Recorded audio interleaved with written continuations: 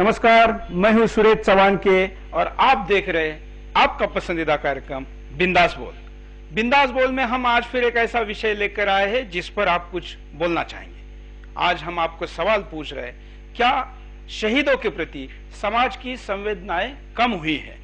इस विषय पर आज हमारे साथ रहेंगे सामाजिक कार्यकर्ता अशोक कावड़िया जी। अशोक जी, आपका स्वागत है सुदर्शन के बिंदास बोल में। जी, आपका भी धन्यवाद।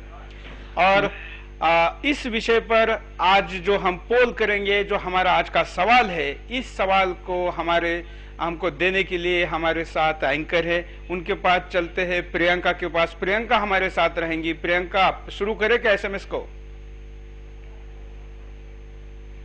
जी सुरेश जी, आज बिंदास बोल में हमारा सवाल है कि क्या समाज शहीदों को भूल रहा है? इस सवाल के लिए हम एसएमएस की शुरुआत करते हैं 00 से। अब इस मिनट से एसएमएस शुरू हो जाएंगे, उसकी काउंटिंग होगी और राय बनेगी देश की। हम सब मिलकर जो आज चिंतन करेंगे, मनन करेंगे, मंथन करेंगे, विचार करेंगे, इसके साथ जो आपकी प्रतिक्रिया आएगी, इसके आधार पर हम तय करेंगे कि आज के इस सवाल के बारे में समाज क्या कहता है। इस पूरे मसले पर डालते हैं इस पैकेज के द्वारा एक नजर।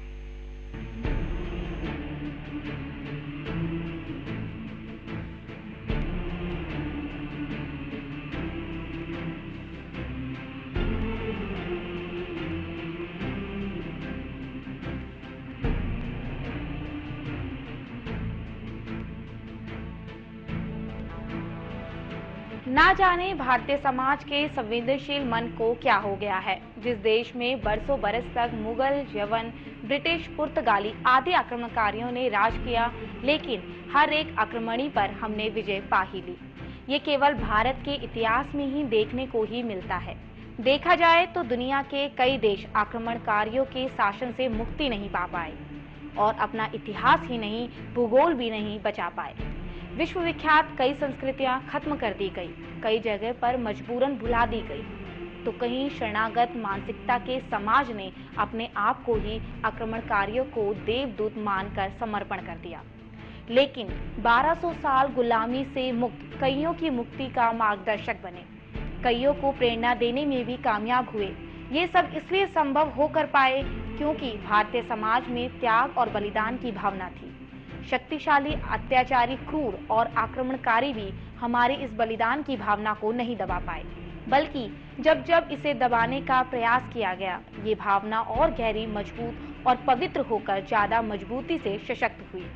लेकिन हमारी ये शक्ति अब क्षीण होती दिख रही है। इसकी कमजोरी के उदाहरण रोज रोज हमारे सामने आ रहे हैं। हम स्वार्थी हो रहे हैं और स्वार्थ की सबसे खतरनाक सीमा वो होती है जो आपको मदद करने वाले के प्रेमी भी कृतज्ञ हो। ये स्वार्थ अब और ज्यादा ही खतरनाक होता है जब स्वार्थी व्यक्ति या समाज उनके लिए बलिदान करने वाले शहीदों को भी भूलता है। उनके बलिदान पर उसे दुख नहीं होता क्योंकि वो उसे नजरअंदाज करता है। दंतेवाड़ा के जंगलों में भारतीय समाज रक्षा के लिए शहीद हुए जवानों के प्रति भी हम वैसा ही रवैया अपना रहे हैं। हमारे रक्षा के लिए ये बलिदान हुए, ये हम मान ही नहीं रहे हैं, तो उनके उपकार कैसे मानेंगे और उनके प्रति आदर भाव या दुख कैसे व्यक्त करेंगे? क्या ये दुख उन 76 घरों का ही है? क्यों ये पूरे राष्ट्र को दुख नहीं दिख रहा? इतने बड़ी संख्या में जवान शहीद होंगे तो हम उसे गंभीर मानेंगे। क्या 76 की संख्या भी हमारे स्वार्थी मन को इतना भी नहीं हिला पाई कि देश में कहीं दुख व्यक्त किया जाए? क्यों हमने आईपीएल के सीजन को महीनों, कम से कम उस दिन के मैच को रद्द नहीं किया? क्या मैच के पहले श्रद्धांजलि नहीं हो सकती थी?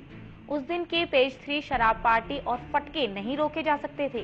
क्यों राजनीतिक नेता और पार्टी ने अपने पार्टी का ध्वज नहीं झुकाए, जो कई बार तो छोटे भैया पार्टी नेताओं के निधन पर झुकाए जाने हैं? और कहाँ गया वो कॉर्पोरेट जगत, वो टाटा, अंबानी और मित्तल जिनकी खदानें इस आदिवासी क्षेत्रों में आबादित चलती रही? हरिद्वार के महाकुंभ में बैठे शंकराचार्य से लेकर महामंडलेश्वर तक किसी साधु संत को इस पर कुछ करना चाहिए, ऐसा क्यों नहीं लगा?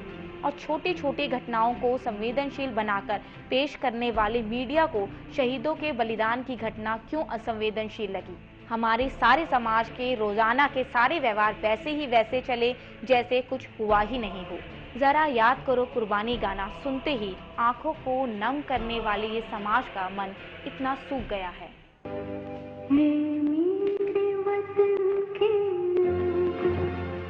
जरा आँख में भर लो पानी, जो शहीद हुए हैं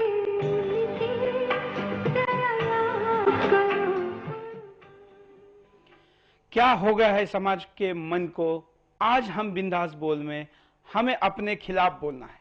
बहुत बार हम बिंदास बोल में सरकार, प्रशासन, पाकिस्तान, पड़ोसी, दुनिया और कई समस्या पर बात करते हैं, लेकिन ये समस्या आज हमसे जुड़ी हुई है। इसलिए आज बिंदास बोल में हमको अपने खिलाफ बोलने का भी धैर्य दिखाना है, सामर्थ्य दिखाना है, परिपक्वता दिखानी है। अगर हम वो दिखाने में कामयाब रहे तो शायद इस स्थिति को हम बदल पाएंगे, और अगर ये स्थिति नहीं बदली तो इतिहास से प्रेरणा लेने वाला समाज कभी भी स्वतंत्र नहीं रह सकता, उसका गुलाम बनना तय है।